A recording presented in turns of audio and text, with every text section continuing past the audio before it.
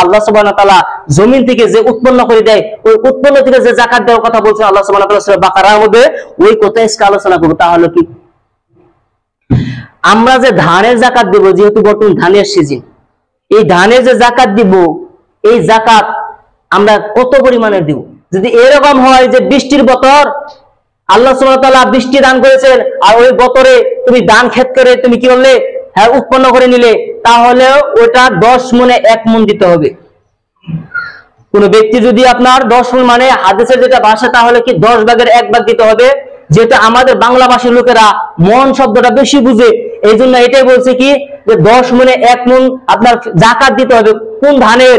যে ধানে আপনার খরচ হয় না, শুধুমাত্র আপনি ট্রাক্টর দিয়ে হাল মেরে দিলেন, আর ওই ক্ষেতে নিক্ষেপ করে গোছা করে আসলেন, আর ওই ক্ষেতে আপনি গেলেন না, একবার ধান কাটবার গেলেন।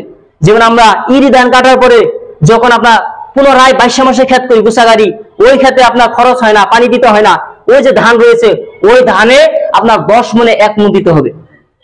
কিন্তু আল্লাহ সুবহানাহু ওয়া তাআলা কত বড় রহমান, যে কি যখন কোন লোক টাকা পয়সা খরচ করে, মেশিন ভাড়া দিয়ে, আপনার পেট্রোল ডিজেল দিয়ে, ট্রাক্টর দিয়ে হাল মেরে পয়সা খরচ করে যখন কোনো ব্যক্তি ধান ক্ষেত করবে, ওই ধান ক্ষেত থেকেও কি 10 মণে 1 মণ দিতে হবে।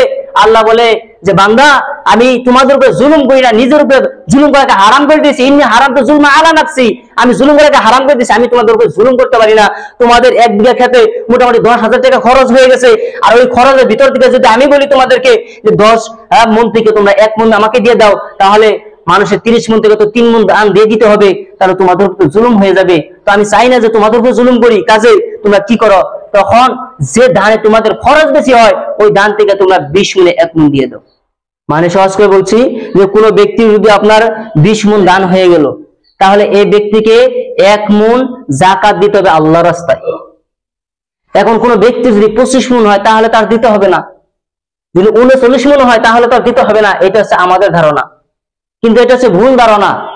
মানে কি হয় যে আমাদের সমাজে যে সব লোকেরা রয়েছে, এরা মনে করে যে 20 মণে 1 মণ, 40 মণে 2 মণ, আপনার 60 মণে 3 মণ, তার মানে যখন 40 ধরবে তখনই, যখন 60 ধরবে 80 ধরবে তখনই আপনার মণ বেড়ে যাবে।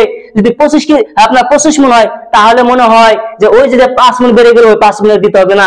লোকেরা এই ধারণা করে, কিন্তু না। যদি আপনার 20 মণ 5 কেজি হয়, ওই 5 কেজিরও আপনার যাকাত দিতে হবে।